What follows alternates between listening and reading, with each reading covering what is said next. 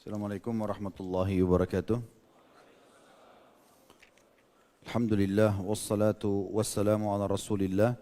Segala puji bagi Allah Subhanahu wa taala, juga salawat dan taslim kepada Nabi besar Muhammad sallallahu alaihi wasallam. Saya akan lanjutkan teman-teman sekalian dalam kajian Bulughul Maram kita beberapa hadis yang berhubungan dengan kitab nikah ini, dan nanti insyaallah ke depannya baru kita lanjutkan bab tentang kafa'ah atau kesetaraan.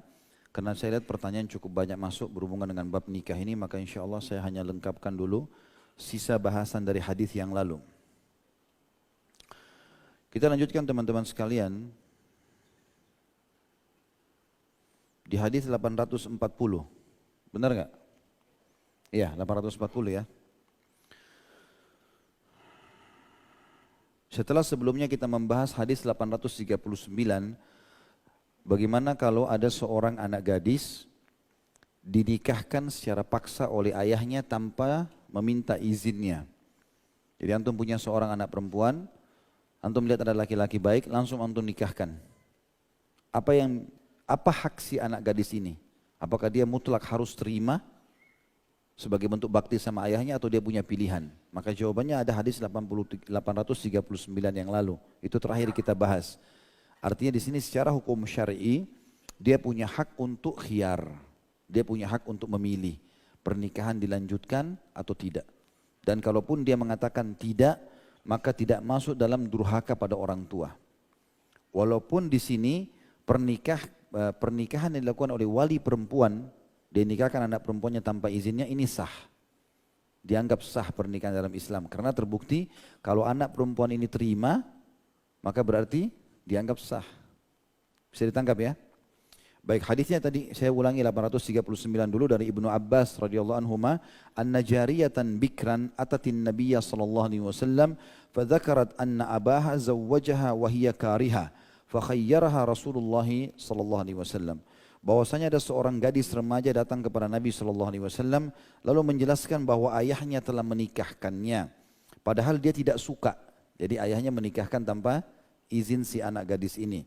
Maka Rasulullah SAW memberikan hak pilih kepadanya. Hak pilih artinya, kamu mau lanjutin, silakan, kau berarti status istri, bakti pada ayahmu. Kamu nggak mau lanjutin, maka dibatalkan. Hari ini insya Allah semoga Allah berkahi, kita lanjutkan dari hadis 840 sampai insya Allah 850. Dan saya akan lebih banyak fokus menjawab pertanyaan sebelum kita pindah ke bab setelahnya. Hadis 840 berbunyi, dari Al-Hasan, dari Samura radhiyallahu anhu, dari Nabi SAW beliau bersabda, ayyum amra'atin zawwajaha waliyani fahiya lil awwali minhuma. Wanita manapun yang dinikahkan oleh dua orang wali, maka dia adalah milik orang yang pertama dari keduanya. Hadis ini diriwayatkan oleh Ahmad dan imam yang empat, serta dinilai hasan oleh Imam Tirmidzi. Diriwayatkan Ahmad di jilid 5 halaman 8, halaman 11, halaman 18, Abu Daud jilid 2 halaman 230, An-Nasai jilid 7 halaman 314, Tirmidzi jilid 3 halaman 418, ini kan. Dan ini dinilai oleh Syekh Albani hadis yang lemah. Tetapi kita akan lihat nanti, tentu karena ada di antara ulama-ulama hadis juga yang memasukkan dalam kategori hasan, maka saya baca terjemahnya. Wanita manapun yang dinikahkan oleh dua orang wali, maka dia adalah milik orang yang pertama dari keduanya. Artinya contoh begini, kita tidak bicara wali ayah kandung, karena ini wali mutlak. Kalau ayah kandung, nggak ada yang bisa menyaingi dalam perwalihan. Nggak ada yang bisa menyaingi dalam perwalihan, karena si ayah ini dia penentu. Dan kalau dia nikahkan anaknya juga tanpa izin tadi, maka bisa anaknya punya khiyar. Tapi kalau misalnya ayah kandung sudah tidak ada, maka wali perempuan ini kan jadi banyak. Ya, misalnya dia punya paman 3 orang, berarti semua kan bisa jadi wali. Benar nggak? Beda dengan kalau ayahnya saja. Bisa ditangkap nggak ini? Udah makan siang belum? Atau misalnya dia punya saudara 4 laki-laki, 2 kakak, 2 adik. Semua bisa jadi walinya nggak? Bisa, berarti kan walinya banyak. Kan gitu. Nah kalau misalnya ada seorang wali di antara wali-wali ini menikahkan perempuan ini dengan laki-laki, seorang laki-laki. Kemudian wali yang lain menikahkan dia juga dengan laki-laki yang lain. Gitu kan? Kan tadi wali bisa menikahkan anak perempuan tanpa izinnya, ya kan? Dianggap sah, tapi perempuan itu punya hak khiyar, pilih. Sekarang si kakak pertama menikahkan adik perempuannya sama laki-laki B. Si kakak kedua menikahkan ini juga perempuan yang sama dengan laki-laki C. Maka di sini kalaupun terjadi seperti ini, sementara kedudukan wali ini sama, sama-sama saudara, sama-sama paman, maka pernikahan yang dianggap sah adalah pernikahan yang pertama. Pernikahan yang pertama. Tentu ini kalau terjadi. Ya. Sebagian ulama memberikan contoh-contoh, misal memang anak perempuan ini misalnya orang yang patuh, ya. Dia enggak membangkang, walinya mau nikahkan sama siapa, kalau kakaknya bilang, kakak nikahkan kamu sama yang pilihan kakak ya, iya enggak apa-apa.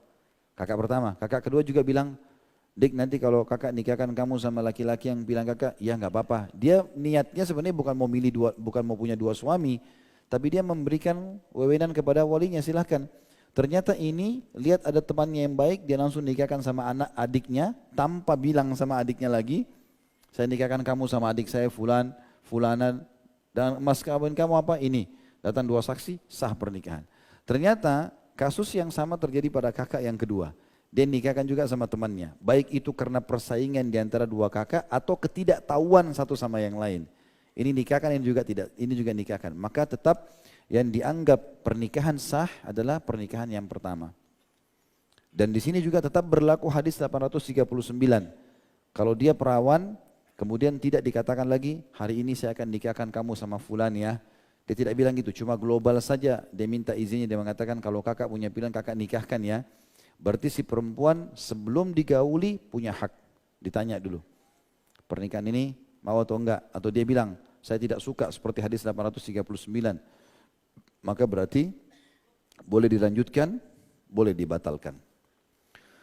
Hadis 841 dari Jabir radhiyallahu anhu, beliau berkata, Rasulullah SAW bersabda, ayyuma abdin tazawwaja bi ghairi iznin mawalihi au ahlihi fahuwa ahir.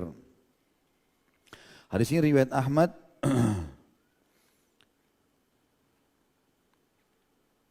di jilid 3 halaman 300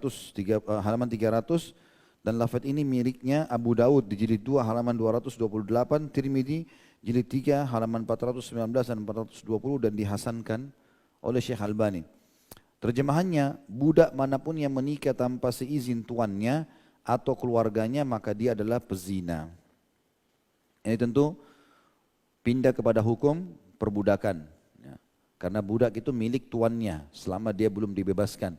Dan saya sudah jelaskan kemarin teman-teman, budak-budak ini didapatkan dari hasil tawanan perang. Ya. Maka mereka menjadi budak atau diperjualbelikan di pasar budak. Misal sekarang alhamdulillah tidak ada ini. Artinya memang sudah tertutup lah. Hampir dari kesepakatan internasional tidak ada perbudakan. Walaupun mungkin ada orang praktekin diam-diam, tapi ini sepertinya sudah ada kesepakatan. Kalau zaman dulu tidak, memang orang kalah perang langsung jadi budak, diperjualbelikan di pasar. Intinya kalaupun ada perbudakan, dalam Islam ada tata cara tersendiri. Di antaranya budak ini teman-teman sekalian bisa diperjualbelikan, nilainya jadi halal atau dipekerjakan. Ya, seperti Abu Bakar radhiyallahu anhu punya seorang budak yang dia pekerjakan, dia beli lalu dia pekerjakan, hasilnya dibagi sama Abu Bakar, hari itu dia dapat apa, sama-sama, bahkan Abu Bakar sebagai bentuk tawadhu, beliau makan bersama budaknya itu. Abu Hurairah juga radhiyallahu anhu begitu, yang kita kisahkan pada kisah sahabat Tabligh Akbar kemarin. Beliau punya budak dan beliau hidup dari hasil kerjanya si budak itu di Irak, ya, dan seterusnya. Maka dia bisa diperjualbelikan, dia juga bisa dipekerjakan, hasil keringatnya boleh dibagi, gitu kan. Tapi sini tidak boleh ada kezaliman ya. Kemudian juga dia bisa dijadikan sebagai kafarah, pembebasan hukuman, ya, pembersih kesalahan. Misalnya orang berhubungan di siang hari Ramadan, suami istri, kan puasanya batal. Nah ada kafarah, ada hukumannya bebasin budak. Kalau nggak ada, puasa 2 bulan berturut-turut. Kalau nggak bisa, maka dia memberi makan 60 orang miskin. Kan gitu. Berarti bebasan budak bisa di sini. Orang sumpah, demi Allah begini, ternyata salah. Maka hukumannya, dia selain tobat kepada Allah, dia membayar kafarah, bebasin budak. Atau ya, puasa 3 hari berturut-turut. Atau memberi makan atau pakaian 10 orang miskin dan seterusnya. Nah ini ada. Baik, dalam hukum budak juga teman-teman, bisa ada beberapa cara dalam pembebasannya. Pembebasan yang pertama adalah tuannya bilang, saya bebaskan kamu karena Allah. Dan ada hukum maula, sudah kita jelaskan ya. Hukum maula adalah kalau saya bebasin budak, kamu bebas karena Allah. Maka misalnya nama dia A, dikatakan A maula Khalid. Maka saya termasuk ahli warisnya dia kalau dia meninggal. Gitu kan. Khusus saya, istri anak saya nggak dapat karena saya yang bebasin gitu. Ada juga hukum mukatib atau mukatab, ini budak yang cicil dirinya di tuannya, gitu kan. Kemudian juga ada hukum budak yang setengahnya bebas, setengahnya enggak. Kalau satu budak harganya 1 juta, ada 2 orang yang beli sahabat 500 ribu, 500 ribu. Lalu yang satu mengatakan hak saya bebasin, maka dia masih terikat setengahnya, gitu kan. Pada tuannya ini semua punya hukum-hukum syari tersendiri. Intinya kalau dia masih terikat dalam keterbudakan, ya, maka masih berlaku padanya kalau keluar rumah harus izin dengan tuannya. Kalau dia menikah harus dengan izin tuannya. Ini yang disebutkan dalam hadis ini. Budak manapun yang menikah tanpa seizin tuannya atau keluarga dia, maka dia dianggap pezina atau nikahnya batal. Hadis 842 dari Abu Hurairah radhiyallahu anhu bahwasanya Rasulullah SAW bersabda, la yujma'u bainal mar'ati wa ammatiha wala bainal mar'ati wa khalatiha. Hadis ini riwayat Bukhari di jilid 7 halaman 15, Imam Muslim jilid 2 halaman 1028. Terjemahannya, tidak boleh dikumpulkan dalam satu pernikahan antara seorang wanita dengan bibinya dari pihak ayah atau ammah. Dan tidak boleh juga digabung antara seorang wanita dengan bibinya dari pihak ibunya atau khalah. Tentu ini membahas masalah poligami. Karena poligami dalam Islam dibolehkan laki-laki menikah sampai 4 orang. Tetapi ada syarat-syarat. Ya. Di antaranya dia tidak boleh menggabungkan antara adik kakak dalam satu naungan. Allah mengatakan dalam Al-Quran, A'udzubillahi minasyaitonirrajim wa an tajma'u bainal ukhtaini illa ma qad sabaq. Dan tidak boleh kalian menggabungkan dalam satu pernikahan ya, dua wanita bersaudara. Kecuali yang dulu lewat di masa jahiliyah. Ya, sebelum faham atau hukum Islam turun di Mekah dulu. Maka ini berarti tidak boleh poligami dengan menggabungkan adik kakak dalam satu naungan. Kecuali menikah sama kakaknya, lalu kakaknya meninggal. Ya, atau terjadi perceraian, baru boleh menikah sama adiknya. Nah, ini boleh. Kemudian juga tidak boleh menggabungkan antara istri ini sama ibunya. Karena ibu jadi mahram abadi. Kapan kita sudah menggauli anaknya, ibunya jadi mahram. Kapan kita menikah sama janda, sudah gauli ibunya, anaknya jadi mahram. Sudah pernah kita jelaskan, tidak ada namanya mantan mertua, tidak ada anak mantu. Walaupun cerai sama anaknya, tetap orang tuanya menjadi mahram kita. Ya. Ini juga bagian daripada yang tidak boleh. Ya. Kemudian masuk dalam tidak boleh yang dibahas dalam hadis adalah menggabungkan antara si anak yang kita nikah atau si ponakan sama tantenya. Jadi nggak boleh. Tapi ini berlaku seperti adik kakak. Kalau cerai sama tantenya boleh nikah sama ponakannya. Atau cerai sama ponakannya boleh nikah sama tantenya. Atau meninggal salah satunya lalu menikah sama yang lainnya. Itu dimaksud dengan hadis ini. Kemudian hadis 843 dari Utsman radhiyallahu anhu, beliau berkata Rasulullah SAW bersabda, la yankihul muhrimu wala yunkah. Hadis ini riwayat Imam Muslim. Orang yang sedang ihram tidak boleh menikah dan tidak boleh dinikahkan. Dan dalam riwayat lain miliknya atau riwayat milik Imam Muslim, wala yakhtub, dan tidak boleh dia meminang. Hadis ini riwayat Muslim di jilid 2 halaman 1030. Hadis ini menjelaskan tentang masalah muhrim. Perhatikan bahasa Arabnya, berarti orang yang berihram. Kalau yang tidak boleh dinikahi, mahram. Beda ya. Jadi antum kalau jalan sama istri jangan bilang ini muhrim saya. Keliru bahasanya. Mahram. Mahram berarti haram untuk ya. Sebenarnya mahram-mahram itu adalah orang-orang yang sudah disebutkan dalam Al-Quran ya. Artinya ibu, tante, paman, kalau perempuan, orang tua dan seterusnya lah. Ya. Baik, di sini teman-teman sekalian, yang disebutkan orang ihram tidak boleh menikah dan tidak boleh dinikahkan juga tidak boleh meminang, artinya pada saat dia sudah niat ya, dan melewatin miqat. Ya, jadi misalnya dari Madinah mau keluar ke Mekah, kemudian kita sudah pakai ihram di kamar hotel, tapi belum lewat miqat Madinah Bir Ali, belum lewat Bir Ali. Terus kemudian kita sudah pakai ihram, terjadi pembicaraan di kamar hotel antara sesama jemaah. Nanti kalau selesai umrah, kita nikahkan anak kita di Mekah ya. Sudah pakai baju ihram, tapi belum niat, belum lewat miqat. Maka ini sah saja, boleh-boleh saja ngomong gitu, karena belum niat, karena berlakunya larangan ihram pada saat sudah niat, gitu kan? Nah kalau sudah lewat miqat, maka tidak boleh sama sekali. Seperti misalnya sudah lewat Bir Ali di Madinah, kita di bus. Contoh kasus ada suami istri, mereka kagum dengan seorang laki-laki anak muda yang ikut umrah, ibadahnya bagus. Mereka punya anak perempuan, lalu ayahnya, si ayah perempuan ini mungkin anak perempuannya ada di Indonesia, nggak ikut umrah. Tapi dia lihat anak ini soleh, dia bilang sama istrinya, kayaknya anak ini baik nih soleh. Saya bicara aja sama dia, siapa tahu dia mau sama anak kita.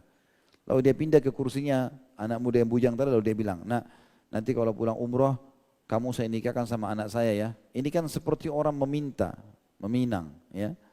Maka ini nggak boleh. Kalau sudah selesai semuanya, ihramnya, ibadahnya sudah selesai baru boleh. Yang dimaksud sini pakai ihram adalah sudah niat ya. Dalam riwayat Ibnu Hibban juga ditambahkan wala yukhtab alaihi, dan tidak boleh juga dipinang. Ya. Tapi di sini disebutkan oleh Ibnu Hibban di jilid 9 halaman 434, hanya saja tambahan ini dianggap mungkar oleh Syekh Albani dalam Sahih Mawarid Az-Zam'an ya. Di jilid 1 halaman 510. Jadi yang betul adalah yang sudah jelas-jelas sahih, dia tidak boleh ya, menikah atau dinikahkan ataupun meminang ya. Hadis selanjutnya 400 atau 844 dari Ibnu Abbas radhiyallahu anhu, beliau berkata, tazawwajan Nabi sallallahu alaihi wasallam Maimunata wa huwa muhrim. Nabi SAW menikahi Maimunah sedangkan beliau dalam keadaan berihram. Hadis ini riwayat Bukhari di jilid 3 halaman 19, Imam Muslim jilid 5 halaman 181 ya. Juga Imam Bukhari jilid 3 halaman 19 juga disebutkan dalam jilid 5 halaman 181, Imam Muslim menyebutkan di jilid 2 halaman 1031. Sementara dalam riwayat Imam Muslim, tentu ini artinya Nabi SAW menikahi Maimunah sedangkan beliau dalam keadaan berihram. Sementara dalam riwayat Imam Muslim yang bersumber dari Maimunah sendiri, anna Nabi SAW tazawwajaha wa huwa halal, bahwasanya Nabi SAW menikahinya sedangkan beliau dalam keadaan halal atau tidak berihram. Hadis ini riwayat Muslim di jilid 2 halaman 1032. Hadis ini secara zahirnya kalau kita ambil potongan pertama hadis Bukhari dan juga lafaz ini ada di dalam riwayat Imam Muslim, kalau Nabi SAW menikahi Maimunah sementara beliau dalam keadaan ihram. Hadis yang sebelumnya Nabi SAW melarang orang yang pakai ihram untuk menikah, kan gitu. Jadi seakan-akan dua hadis ini ada hal yang bertolak belakang ya.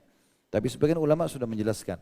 Kalau yang pertama, penjelasannya adalah kalaupun ini benar terjadi, Nabi SAW menikahi Maimunah radhiyallahu anha pada saat beliau sedang ihram, maka ini berarti masuk dalam khususiyatun Nabi SAW. Ini khusus buat Nabi, nggak boleh ditarik dalam hukumnya umumnya hukum, karena Nabi mengingatkan umatnya jangan orang pakai ihram untuk menikah.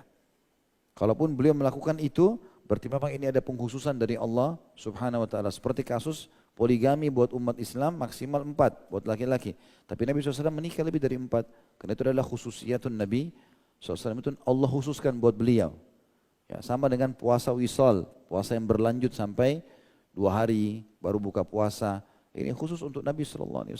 Ya, khusus. Jadi ada beberapa memang khusus untuk Nabi SAW. Itu kalau kita berpegang pada hadis ini dan penjelasannya supaya tidak bentrok sama hadis yang pertama adalah ini untuk khusus untuk Nabi SAW. Makanya beliau menikah sementara beliau lagi dalam keadaan muhrim. Ya.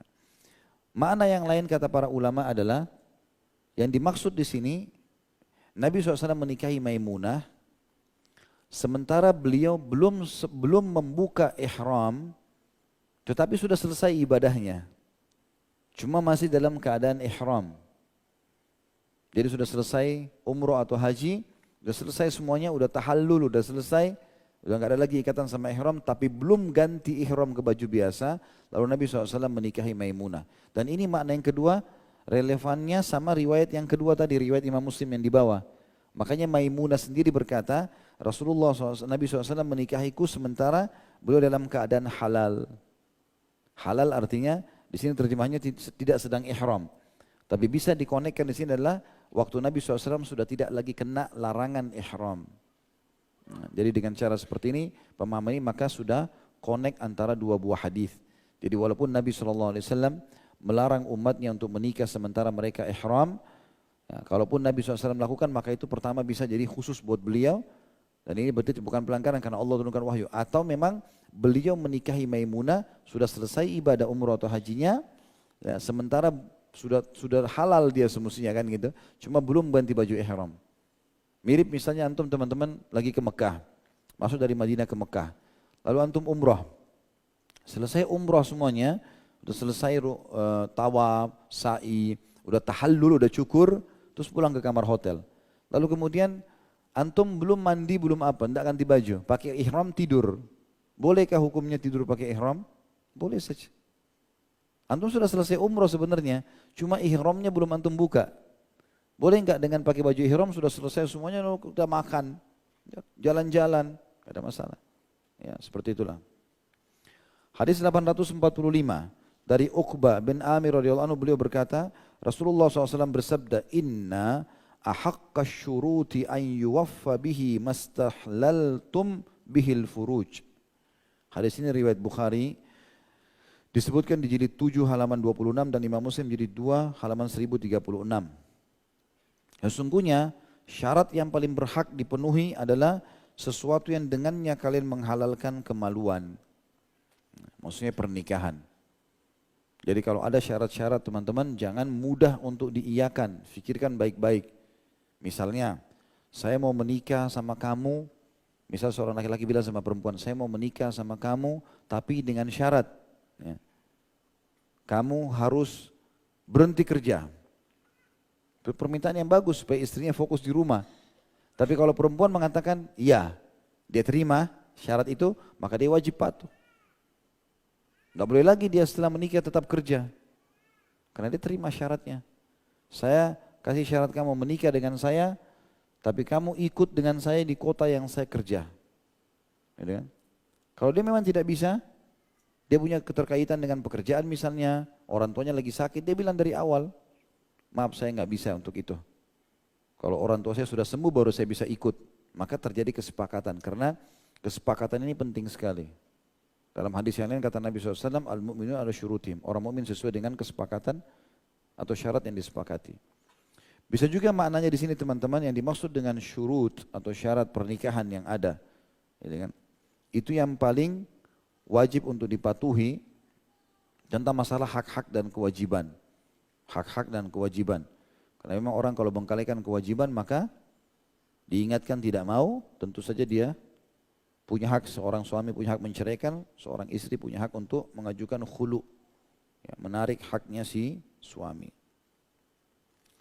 Begitu juga seorang istri ya, jadi antum sebagai calon suami jangan mudah mengiyakan, saya mau nikah sama kamu tapi saya belum bisa pakai jilbab loh.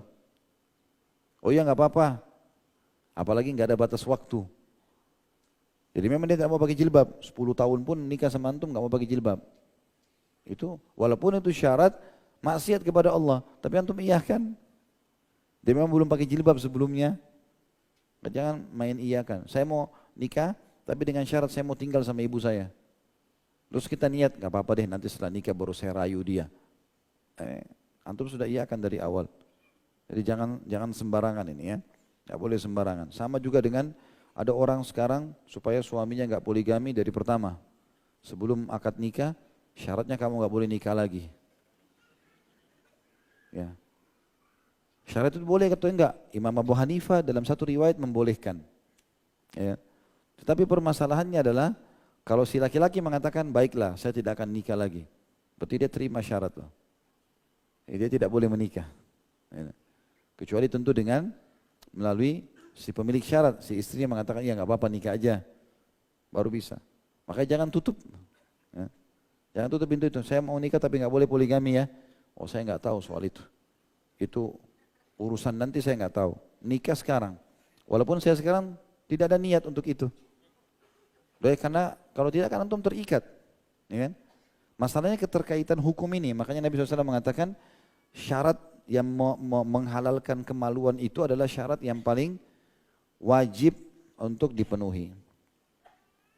Hadis 846 dari Salamah bin Aqwa radhiyallahu anhu, beliau berkata, rakhasa Rasulullah SAW ama autasin fil mut'ati thalathata ayyam thumma naha anha. Hadis ini diriwayatkan Imam Muslim. Ya. Itu disebutkan di jilid 2 halaman 1023. Beliau mengatakan bahwasanya Rasulullah SAW telah memberikan keringanan pada tahun Autas ya, untuk melakukan mut'ah. Selama 3 hari kemudian beliau melarangnya. Dilihat footnote nomor 1581 dalam kurung nikah muta adalah pernikahan yang masa berlangsungnya ditentukan sampai batas waktu tertentu. Dan apabila masa berlangsungnya telah habis, maka pernikahan tersebut berakhir dengan sendirinya. Ya. Jadi seperti yang banyak dilakukan oleh orang Syiah sekarang ya, cuma bedanya nikah muta di sini pun yang dilakukan oleh para sahabat itu memiliki syarat-syarat nikah. Ada wali, ada mahar, ada saksi, gitu kan. Kalau yang sekarang dikembangin itu pernikahan muta adalah bisa negosiasi saja berdua, tanpa wali, tanpa segala macam, gitu kan. Nah, ini keliru. Itu pun dengan cara pernikahan yang mengikuti syarat pernikahan awal, tapi bisa dengan batas waktu tertentu, pernah dibolehkan di awal Islam lalu dilarang oleh Nabi SAW. Dikuatkan dengan dalil setelahnya, hadis 847 dari Ali radhiyallahu anhu, beliau berkata, nah Rasulullah SAW anil mut'ati ama Khaybar. Hadis ini diriwayatkan oleh ya, Imam Bukhari dan Muslim. Imam Bukhari meriwayatkan di jilid 7 halaman 123 dan Imam Muslim jilid 2 halaman 1027. Artinya Ali bin Abi Thalib berkata radhiyallahu anhu, Rasulullah SAW telah melarang mut'ah pada tahun Khaybar. Ya. Rasulullah SAW telah melarang mut'ah pada tahun Khaybar. Ya. Jadi di sini artinya penguat daripada pendapat tadi di atas. Ya. Salamah bin Aqwa mengatakan Nabi SAW pernah bolehkan lalu Nabi larang. Sekarang dikuatkan lagi dengan perkataan Ali kalau Rasulullah SAW sudah melarang secara mutlak, nggak boleh lagi. Pernikahan selamanya. Kalau terjadi keributan tidak bisa diperbaiki baru cerai. Tapi kalau orang niat sekarang nikah, niat mau cerai dalam 1 bulan atau 3 minggu, nggak boleh. 848 dari Ibnu Mas'ud radhiyallahu anhu, beliau berkata, la'ana Rasulullah sallallahu alaihi wasallam al-muhilla wal muhallala lahu. Rasulullah SAW telah melaknat al-muhil dan al-muhallal lahu. Hadis ini diriwayatkan oleh Imam Ahmad di jilid 1 halaman 450, An-Nasai jilid 6 halaman 149, Tirmidzi jilid 3 halaman 428. Diriwayatkan oleh Imam Ahmad, Nasai, Tirmidzi dan sudah kita sebutkan tadi. Yang dimaksud dengan al-muhil ini sudah pernah kita jelaskan ya, tapi di sini ada ditulis di footnote nomor 1585, al-muhil yang dilaknat yang pertama adalah orang yang menikahi seorang wanita yang telah ditalak 3 dengan syarat dia akan langsung menceraikannya setelah dia menikahinya. Kemudian suaminya yang pertama menjadi halal untuk menikahinya kembali atau menikahi mantan istrinya. Sementara al-muhallal lahu adalah orang yang menjadi objek penghalalan tersebut.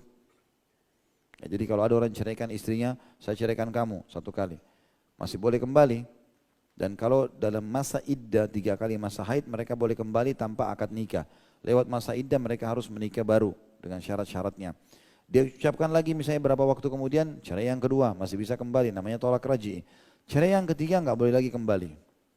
Sampai si perempuan menikah langsung dengan laki-laki lain, tapi pernikahan normal, kemudian terjadi perceraian, baru terbuka pintu kembali kepada mantan suami pertama. Tapi kalau direkayasa, si suami ini datang kepada temannya mengatakan, saya sudah tolak istri saya 3 kali, maka kalau begitu kamu nikahi lalu kamu ceraikan langsung. Kalau dia iyakan, dua-duanya kena laknat. Dan makna laknat diangkat berkah hidupnya. Hadis 849 dari Abu Hurairah radhiyallahu anhu. Beliau berkata, Rasulullah SAW bersabda, la yankihu zanil majludu illa mithlah.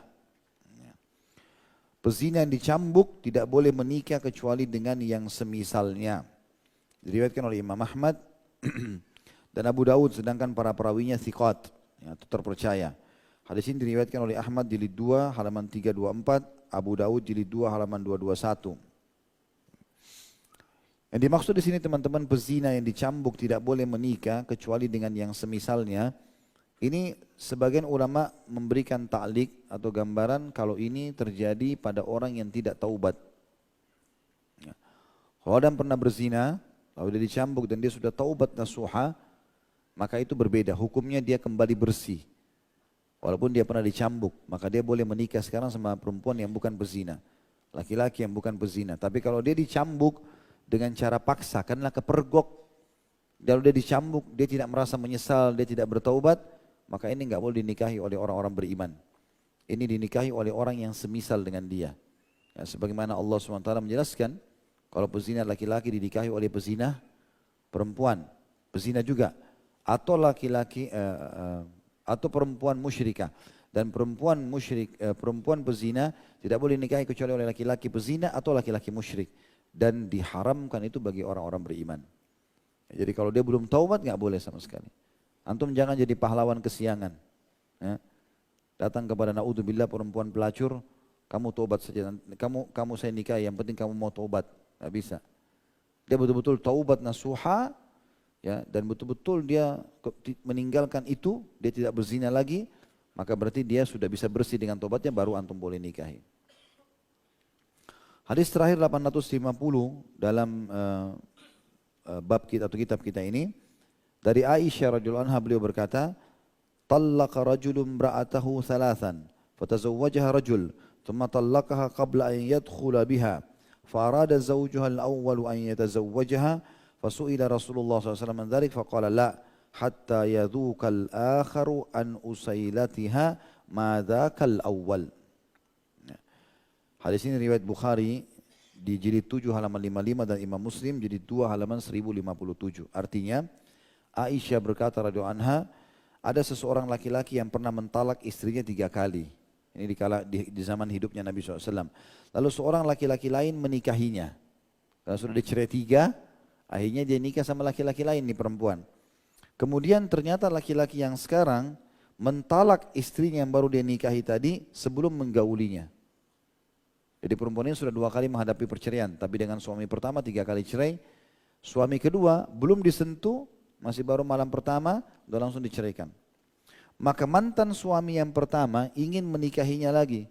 Karena mumpung sudah diceraikan oleh suami yang sekarang. Dan bukan direkayasa. Karena kan tadi kalau rekayasa nggak boleh kena laknat. Ini nggak direkayasa. Memang dasarnya suami yang kedua entah kenapa nggak mau. Sebelum digauli dicerai atau diceraikan. Maka dilaporlah kepada Nabi SAW. Ditanya kepada beliau pada saat itu tentang hal ini. Lalu beliau SAW bersabda, tidak.